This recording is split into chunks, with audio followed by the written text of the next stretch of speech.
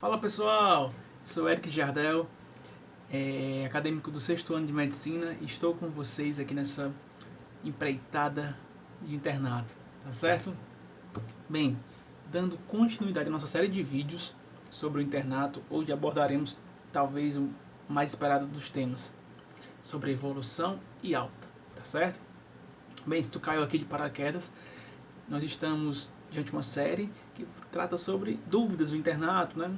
Querendo provocar algumas reflexões de tal forma que ao final você consiga sair daqui muito mais apto a aproveitar da melhor forma possível esse momento fundamental da nossa formação médica, tá certo? Bem, eu acho que esse vídeo talvez seja o mais longo, já adianto as pessoas aí que estão um pouco apressadas, que tirem um tempinho para ver esse vídeo em outro momento, ou botem velocidade 1,5 aí, 2 e vamos que vamos. Gente, nós já tratamos de vários aspectos do internato, mas a evolução médica ela precisa de um certo aprofundamento, tá bom? Por quê? Porque é o que o interno mais faz, acredito. Uma das coisas que o interno mais faz, evoluir pacientes. E é também nesse ponto que reside uma faixa de grande aprendizado pra gente. Por quê? Porque se você lembrar, eu falei em vídeos anteriores, a importância de aproveitarmos o momento com o paciente, tá? A evolução ela consegue mesclar isso de forma com grande maestria. Por quê? Você todo dia vai ver o paciente, vai examiná-lo, vai conversar com ele, tá? E sempre vai registrar tudo isso numa evolução médica. E nesse momento de construção de conhecimento, vão surgir muitas dúvidas. E aí onde reside o aprendizado. Você vai pesquisar, vai buscar, vai se informar com os seus superiores, aquelas alterações, você vai sentir o seu paciente melhorando ou piorando algumas vezes, né? E isso vai te dar uma capacidade de reconhecer o mudar do caso do paciente, né? A evolução, que a evolução basicamente é mudar, né? A mudança, na sua definição lá da parte biológica mesmo. E esse termo é bem válido aqui, porque nada mais é do que isso, um registro das alterações, das mudanças do paciente nas últimas 24 horas, tá certo? E por que, mais uma vez, é tão importante? A gente tem que ter parâmetros para avaliar se o paciente está melhorando, se não está melhorando. Se a gente só examinasse o paciente e não registrasse isso, como é que um médico ou outro, um outro pessoa da equipe, iria entender como é que aquele paciente estava há 2, 3 dias, tá certo? Ou seja, esse registro diário, algumas vezes até duas vezes ao dia, né, manhã e tarde, às vezes até manhã, tarde e noite, depende do paciente, do serviço. Esse registro diário ele é fundamental para essa análise, para a gente conseguir construir as mudanças do paciente, entender, interpretar isso e saber se ele está melhorando, se ele está piorando, se eu mudo medicação, se eu prescrevo alguma outra conduta para ele, tá certo? Então vamos lá. Eu criei aqui um roteirinho, inclusive vou até disponibilizá-lo embaixo aqui do vídeo para vocês terem acesso, tá bom? Já adianto também que cada serviço, mais uma vez, tem algumas peculiaridades na evolução médica, tá? Mas de uma forma geral, existem vários pontos que vão se repetir, seja para GO, para pediatria, clínica médica, cirurgia, vários pontos vão ser em comum. Ou seja, tendo esse roteirozinho na cabeça, vocês conseguem desenrolar o paciente de forma tranquila, tá bom? E vão adaptando na medida que surgir a necessidade. Então vamos lá. Além disso também, essa evolução às vezes pode ser toda manuscrita, porque é trabalhoso, e horas pode também intercalar, ter algumas coisas escritas, digitadas, né? E só no sistema, depende muito do serviço, gente. Não sei como é que vai ser no serviço de vocês, mas de uma forma geral aqui em Fortaleza a gente tem vários serviços informatizados. A gente digita tudo no sistema, em um local específico do sistema, que mais adiante eu irei trazer também, e imprime ao final e anexa ao prontuário, que eu já falei no vídeo anterior, lembram? Pois é, todos os dias a gente vai anexar lá uma evolução médica, tá? Assim a enfermagem vai fazer a dela, a medicina vai fazer a dela, a fisioterapia vai fazer a evolução deles. Todo profissional de saúde que avalia o paciente, geralmente eles registram isso de alguma maneira, né? Ou pelo menos deveriam registrar, tá bom? E a nossa tem as características que são pertinentes à evolução médica. Antes de qualquer coisa, a gente tem que identificar bem o paciente. Por que identificar bem o paciente? Gente, é fundamental para a segurança do paciente e para a nossa também, tá? Para que de forma alguma aconteça coisa do tipo como confundir o paciente, entendem? Então, alguns padrões de folha de evolução já trazem dados como o número do prontuário, o nome do paciente, às vezes coloca o nome da mãe, também porque é muito comum você pegar paciente com um nome igual. Aí vai diferenciar em outros aspectos, né? O nome da mãe ser diferente, prontuário, obviamente, sexo, idade, a data da internação, tá? E já tem essa partezinha de cabeçalho. Os outros pontos a gente vai complementando aqui. Vou trazer alguns exemplos aqui, tá certo? São exemplos fictícios, para não prejudicar a imagem de ninguém. E horas vou extrapolar no exemplo para poder completar todos os tópicos, tá bom? Então, primeiro tópico, você vai ver aí, evolução médica. Eu gosto particularmente de colocar o serviço daquela evolução, por exemplo, cirurgia, clínica médica, tá certo? Pronto, mais uma coisa importante. Existe ainda, além da diferença dos serviços, né, a diferença, digamos assim, a licença poética, bem entre aspas, tá? Que cada médico vai ter.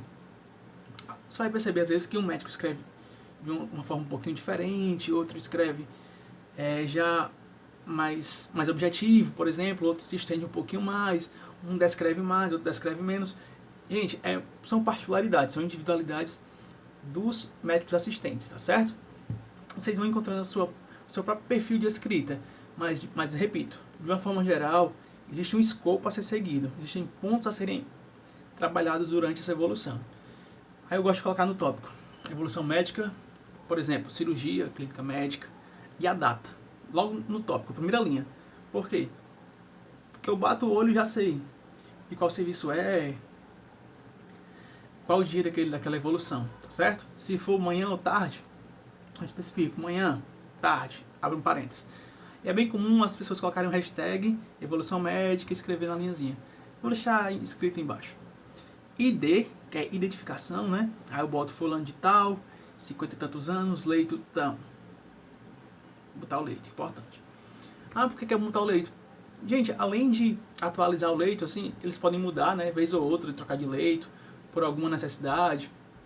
E é sempre bom ficar atualizando isso na evolução. Porque quem pega o prontuário ali, vê o paciente, aí para ir mais rápido, você já vai, bate o olho no leito, já vê os dados do paciente, confere se está tudo ok e vai ler aquela historinha. Ah, realmente coincide com esse paciente, então eu vou me inteirar aqui desse paciente nessa evolução de hoje, para, por exemplo, prescrever alguma coisa para ele. Ele apresentou uma dor nova e eu preciso prescrever alguma coisa e eu não acompanho ele de antes, entendem? Sempre são dados que vão caracterizar o paciente e dar a melhor informação possível para que possamos tomar condutas, tá?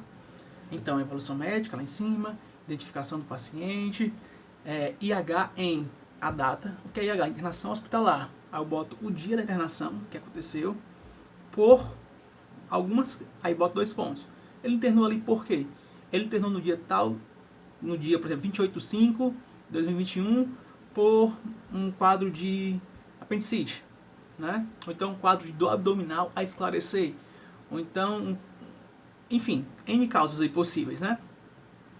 Aí, realizado, no caso de uma colecistite, né? O paciente está com cálculo na vesícula, retirou a vesícula, no procedimento ele realizou uma colestectomia, aí você descreve lá também, realizou tal procedimento no dia tal, isso tudo no cabeçalho, para que a pessoa que chegue, bata o olho, esse paciente aqui passou por uma cirurgia, hoje é o primeiro PO, primeiro pós-operatório desse paciente, segundo, terceiro, quarto, para você já identificar de cara o paciente fulano de tal, do leito tal, fez isso até agora, tá? Está com a febre a esclarecer. Eu tenho que, nas primeiras linhas, já caracterizar muito bem o paciente, tá certo? Então, já foi a evolução médica do tal serviço, já foi a identificação daquele paciente, mais uma vez repetindo no corpo do texto, né? A internação hospitalar, o dia que ele internou e por que ele internou, tá? Aí o outro tópico agora, comorbidades. Aquele paciente tem hipertensão? Tem diabetes? Por exemplo, né? Tem alergia a alguma coisa? Existem pessoas que botam alergia lá no começo, na primeira linha. Alergia à dipirona, certo? Alergia à penicilina e por aí vai. Em uso, o que é que ele está em uso? As medicações que ele está em uso. Preciso colocar todas. Alguns serviços querem que você coloque todas, resiste todas.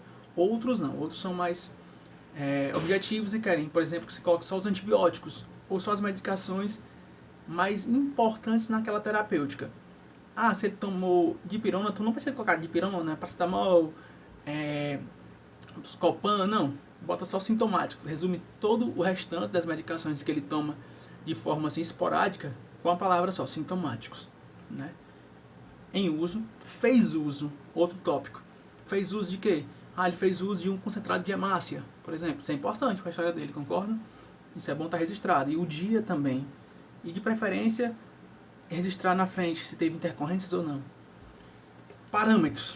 Pronto, parâmetros. O que é parâmetros? São o que o corpo de enfermagem registra do paciente.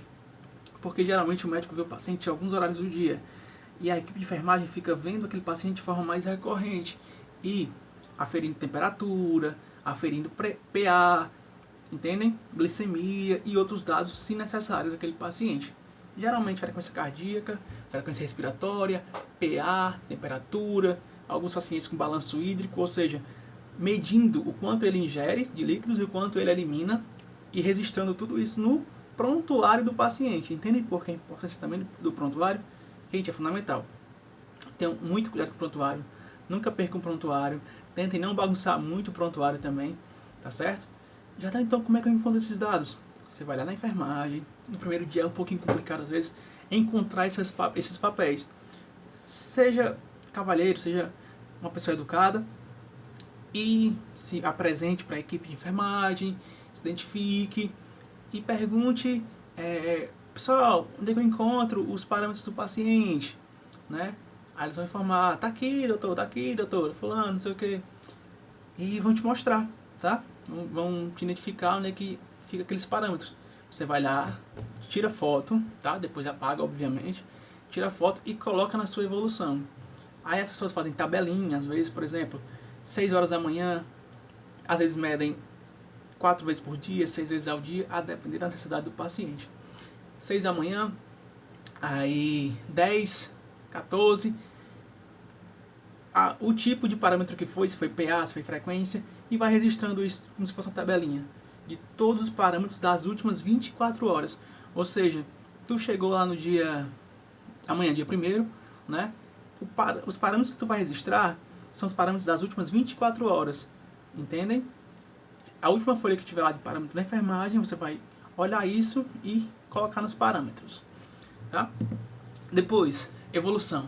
Dentro desse documento evolução, existe um tópico evolução, que é um textinho maior, em que você vai dizer como é que aquele paciente está, tá certo? Aquele paciente, por exemplo, vou chutar aqui, vou criar um casinho e explicar aqui.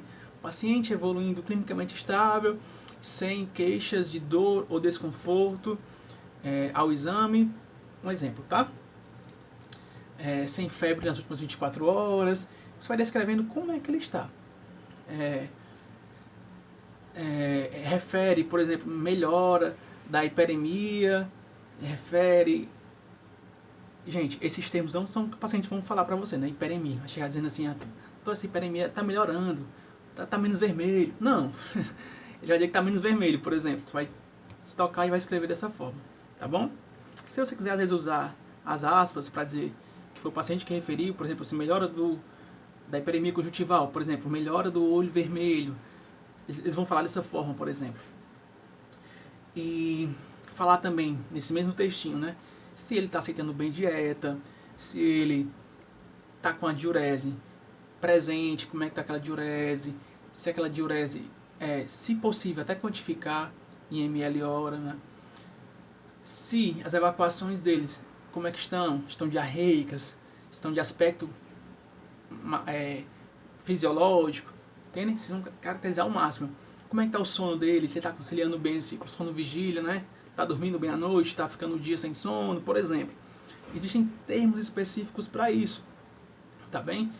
Embaixo, eu vou deixar um exemplo como se fosse um paciente X em questão, e dizer alguns termos. Mais uma dica já. Eu sou novo, já estou por aqui no internato, né? Obviamente, a gente tá chegando agora, muita gente aí. O que eu faço? Bem, que foi que serviu muito para mim nos primeiros dias, né? Pegar as evoluções dos pacientes e ler como é que as pessoas escreviam, para que eu fosse montando meu próprio repertório de palavras, entendendo o que era interessante, por exemplo, entendeu? E fui incorporando esses termos à minha evolução no decorrer dos mais de um ano aí de internato. Isso é importante, assim, eu considerei que isso valeu muito a pena, sabe? Talvez seja importante para ti também. Tenta ver, você pega algumas evoluções anteriores, dá uma olhadinha, ele escreve assim, escreve assado, eu posso melhorar nisso, eu posso adaptar isso aqui à minha escrita, entendem? Pronto. Mas existem termos importantes a serem falados. Como é que o paciente está aceitando bem dieta, se aquela volta, como é que o paciente está, se aquela queixa principal que ele tinha no dia anterior, se foi mantida ou se está alterando, se aceita bem dieta, evacuações, diurese, ciclo sono-vigília. Existem várias outras coisas que vão depender também do paciente. Por exemplo, é um paciente que até ontem estava deambulando sem auxílio, mas hoje ele está com a dispneia valendo e não está conseguindo deambular. Entendem? Então é um ponto que cabe colocar nesse textinho, tá certo? Ok, esse é um ponto, evolução. Devices, dispositivos, as pessoas gostam muito de colocar, principalmente na clínica médica, na UTI também, o pessoal da UTI gosta muito. Que é o quê? São os acessos que o paciente tem, as sondas, todos os dispositivos que o paciente precisa para fazer medicações, para se alimentar. Por exemplo, uma sonda vesical de demora, né? Aí bota também um dia que foi passada aquela sonda vesical, um acesso venoso central, um acesso venoso periférico, e bota o dia que foi passado. Por que é importante? Porque alguns desses dispositivos devem ser trocados com um certo intervalo de tempo. Você deve ficar acompanhando também se não está vermelho aquele local, se não tem uma flebite ali associada. E isso pode, por exemplo, explicar uma febre em um paciente. Um acesso desse hiperemiado ali com sinais de inflamação, entendeu? Pode ser uma porta de entrada para aquele paciente. E você deve ficar atento a isso também. O paciente com device é um paciente que deve sempre olhar ali por perto, se possível tirar alguns curativos você não deve mexer, mas outros você deve dar uma olhadinha como é que tá certo? Porque alguns devem mexer, porque, por exemplo, existe o PIC, né? Que é um cateter que a enfermagem tem o maior cuidado do mundo em alguns momentos, porque eles são caros e alguns dispositivos eles não podem ser manuseados por qualquer pessoa de qualquer forma. E a gente está chegando agora, tenham cautela. Na dúvida, peça um residente para ir avaliar contigo se aquele dispositivo está tudo ok, tá bom? Já foi esse tópico do dispositivo. Vamos para outro. Exame físico. Já deu o exame físico, eu tenho que detalhar tudo, depende.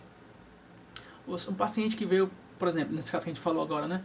Veio para fazer uma colestectomia. Ele tem que fazer um exame neurológico completo nesse paciente? Não, né? A gente não precisa disso. Seria perda de tempo pro serviço a gente ficar fazendo um exame neurológico completo num paciente desse. Mas não, é um paciente que, por exemplo, teve uma síncope, que vem com a febre, vem com as parestesias de membros. Poxa, né? Interessante fazer um exame físico para se monitorar esse paciente. Também exame físico neurológico. Se torna útil, por exemplo, nesse caso. Tá? Mas, de uma forma geral, o exame neurológico não entra em todos os exames físicos. Beleza, exame físico. Vamos lá lembrar o que a gente aprendeu. A gente bota o geral, né? O que é o geral? Aquela impressão que você teve do paciente. Se você está achando o estado geral dele bom, bota um estado geral bom. Né? Regular, ruim, você vai descrevendo isso. Ele teve febre, ele está anictérico, ele está afebril ou está febril. Você vai descrevendo tudo isso. Está corado, está hipocorado. Se for um paciente pediátrico, ativo, reativo, por exemplo. Existem vários termos e várias definições que você vai incorporando a sua evolução, tá? À medida que você for ficando com um repertório maior. Mas uma dica muito importante: leiam evoluções passadas, tirem dúvida com os colegas e os próprios residentes, que são os nossos grandes professores, né? E os staffs também, do que você deve incrementar no seu exame físico, tá bom? O exame físico cardiovascular, a escuta cardíaca do paciente, né? Examinar o tórax também, escuta pulmonar, abdômen, extremidades, tá certo? Você vai descrevendo tudo isso. Eu vou deixar um exemplozinho feito de um paciente hipotético. Vocês vão entender bem melhor com esse exemplo embaixo. E pode até copiar, pode até levar esse repertório para a vida, mas claro, é só um exemplo, gente. Isso vai ser incompleto, porque é um paciente hipotético, tá bom? Deixa eu ver o que é que a gente pode falar mais aqui pelo roteirozinho. Exame físico. Algumas evoluções a gente deixa um tópico específico para outras coisas que não é tão comum. Por exemplo, parecer. O que é um parecer? Parecer basicamente é uma interconsulta que a gente solicita em alguns momentos com outros serviços. Você está lá na cirurgia, mas aquele paciente precisa de avaliação de um cardiologista. Você solicita o parecer. Você pode até deixar isso escrito, né? O parecer vai ser um documento escrito pelo especialista. Ele vai dar uma conduta naquele documento. Você vai copiar aquilo, pode deixar um objetivo. Por exemplo, parecer do cardiologista. Solicita um eco transtorácico. Entende? Plano terapêutico. Isso está sendo uma coisa até mais moderninha, mais nova, que algumas pessoas estão adaptando na evolução médica, que é traçar algumas condutas, algumas metas terapêuticas também para aquele paciente específico, tá? Condutas e pendências é o último tópico. Bem, esse é um dos tópicos mais importantes também, tá certo? Por quê? As condutas, gente, elas vão definir o que vai ser feito com aquele paciente. E isso tudo pautado no que você fez anteriormente, as condutas. Ou seja, o paciente está evoluindo bem, o paciente está com o exame físico normal, os exames laboratoriais desse paciente, que também tem que ser registrados. Tem um tópico que eu acabei pulando, mas tem exames laboratoriais de imagem, estão bons. Ou seja, a conduta daquele paciente, o que vai ser? Eu posso até tirar um antibiótico que ele possivelmente esteja fazendo, vou desescalonar um antibiótico. Não, eu vou, por exemplo, avaliar uma alta daqui a 2 dias, se manter essa evolução. Enfim, N possibilidades aí, tá certo? Pendências. Um tópico também de pendências. Você pode deixar as pendências tudo junto com as condutas e pode separar também. Depende do serviço, depende do seu residente, ele gosta separado, se gosta junto. As pendências, desculpa. As pendências, o que são? O que falta para aquele paciente? Por exemplo, aguardo realização de ultrassom de abdômen. Aguardo resultado de mielograma, por exemplo, tá? Bem, é isso. Esse é o esqueletinho geral. Eu vou deixar embaixo preenchido com um exame, com a evolução hipotética, tá certo? Espero que os caracteres sejam possíveis de colocar aí no comentário do YouTube. E vou deixando. Qualquer dúvida vocês perguntem, tá? Vamos para a alta. Antes de irmos para a alta, essa evolução, a evolução médica, um escopo de evolução médica bem padrão para vários serviços hospitalares, tá? Porém, isso não se encaixa, isso não bate muito bem com o que seria uma evolução de um paciente na atenção primária, tá? Que não se encaixa bem como uma evolução, mas sim uma ficha de atendimento, por exemplo, tá certo? E lá a gente usa um protocolo, geralmente aqui usa muito o protocolo SOAP, tá? Que eu posso até fazer um vídeo só para ele depois. Mas as ideias, elas estão rearranjadas nesse protocolo de uma forma diferente. Várias coisas vão coincidir, vão ser parecidas e tal, mas a forma de escrever muda um pouquinho, tá certo? Até porque não é um paciente que está internado, então, né, não vai ter esse sentido de botar isso. E não é um paciente que está cheio de parâmetros da enfermagem ali para a gente escrever num ponto específico, concorda? Pois é. Agora vamos falar um pouquinho da alta. O vídeo está se esticando bastante, mas esse vídeo tinha que ser longo mesmo. A alta, gente, você vai escrever de uma forma resumida o que aconteceu na internação daquele paciente. Parece fácil, né? Se o paciente ficar 1, 2 dias internado, é tranquilo. Mas quando o paciente fica 2, 3, 4 meses internado, já vi o paciente ficar 1 ano internado, você pegar resumir o que aconteceu com ele em 1 ano e colocar isso num documento, é trabalhoso, gente. Muito trabalhoso, vocês não fazem ideia. Você fica, às vezes, tardes e tardes revisando um prontuário para escrever as coisas mais importantes. E o poder de síntese aqui também se torna, assim, fundamental, sabe? Você vai ver lá prontuários assim, ó, e vários volumes de prontuário. Mas, tratando de um paciente mais normal, de assim, uma internação mais padrão, 10 dias, 8 dias, fica tranquilo para fazer também. Aí na alta, o que é que deve constar? Isso pode mudar, alguns protocolos exigem outros pontos que eu vou abordar aqui, além dos que eu vou abordar, mas esses tópicos aqui são comuns a vários serviços. Por exemplo, a identificação do paciente, né? Identificar direitinho, parecido com o que a gente falou lá no começo da evolução. Pronto, coloca aqui também exames realizados. Poxa, esse paciente realizou aqui exames, realizou laboratorial, realizou exames de imagem, realizou mielograma, por exemplo, e por aí vai. Você vai descrevendo isso que ele realizou. Vixe, ele fez 23 hemogramas, vou escrever cada um. Não, aí você vai usar aquele artifício que a gente falou no vídeo passado. Pronto, folha espelho. Acertou aí para quem lembrou da folha espelho. A folha espelho ela também entra muito bem aqui, porque ela sintetiza, ela resume e ela deixa tudo muito mais objetivo, tá? Aí você pode colocar até assim, vídeos laboratoriais em folha espelho, anexo, por exemplo. E escreve ali só os de imagem, naquele tópico referente a exames. Até agora nós fizemos a identificação, fizemos o resumo clínico e exames realizados, né? Esse resumo clínico, como eu falei, é um resumo do que aconteceu, as coisas mais importantes com aquele paciente naquela internação.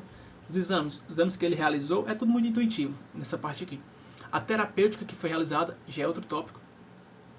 É aquele paciente, ele realizou alguma cirurgia, ele tomou quais medicações, ele realizou algum extrato de hemácia, aí você vai colocando lá as coisas mais importantes. Ele tomou dipirona no dia tal porque teve uma febre. Não precisa, você pode simplificar isso aí colocando sintomáticos ao final dessa listinha de coisas. É interessante colocar as coisas mais importantes para as coisas menos importantes, digamos assim. Diagnóstico ao final, ou hipótese diagnóstica, hipótese, mas o paciente foi internado, não sabe o que aconteceu com ele, não sabe a etiologia da coisa. Gente, em alguns contextos você vai investigar, vai fazer um monte de coisa, vai chegar à conclusão que, poxa, não dá para comprovar que ele teve, por exemplo, uma dengue. Né? Será que não foi outra coisa? A gente perdeu o time para pedir a sorologia? Vixe, a interroga, dengue, tá? Ou então, se a clínica for muito sugestiva, você pode falar com um diagnóstico clínico, né? Mas quando ficar em dúvida, deixa interrogado. Dengue, isso entra como hipótese diagnóstica e não como diagnóstico. Orientações gerais aqui, gente, é um tópico que as pessoas às vezes não valorizam, mas é importantíssimo. Em resumo, é o tópico da alta em que você vai orientar o seu paciente. Vai orientar a quê? Ele esteve internado, ele teve algum problema grave à saúde, né? Ou teve que realizar algum procedimento, e ele precisa, portanto, ser bem orientado, né? Estar bem orientado. E quem faz esse papel é você, juntamente com a equipe assistente, tá? O que é que vai orientar aqui? Você pode criar um roteirinho específico para cada paciente, para cada serviço, mas de um modo geral, você deve falar o quê? Que serviço ele procurar caso ele piore daquela queixa, caso ele volte a ter aquela queixa novamente. Algum retorno ambulatorial que seja interessante para ele. O paciente teve algum acometimento, por exemplo, teve alguma injúria renal, aí você marca, por exemplo, um retorno para ele no ambulatório da nefro, tá? Ou da cirurgia e por aí vai. A depender do serviço seja importante para ele, tá certo? E resgatar algum laudo de algum exame que não saiu a tempo daquela alta e levar para esse ambulatório, tá bom? Enfim, aqui é basicamente um conjunto de dicas e orientações para o paciente. Vai depender de cada caso. Tirar pontos com tantos dias em posto de saúde, procurar emergência, caso sangramento, febre, dor. Gente, não tem como falar nesse ponto porque é muito individual. Depende muito de cada paciente. Você vai sintetizar o que ele precisa fazer para manter a segurança daquele paciente, né? Quais são os pontos a serem trabalhados por ele quando estiver em casa para manter a qualidade de vida, para manter a saúde dele fora do ambiente hospitalar, já que você não vai estar avaliando ele, né? É preocupante, a gente fica assim um pouquinho com medo da alta às vezes, mas por enquanto a gente não tem essa preocupação tão grande porque o carimbo não é nosso, mas a gente deve já se imaginar nessa situação e trazer essa responsabilidade para a gente, para que aos poucos a gente possa ter essa maturidade, né? E compreender o lado também do residente, do staff, que às vezes dá alta um paciente com um certo receio. Poxa, será que esse paciente realmente ele é capaz de perceber alguma alteração e voltar para o hospital se necessário? Certo?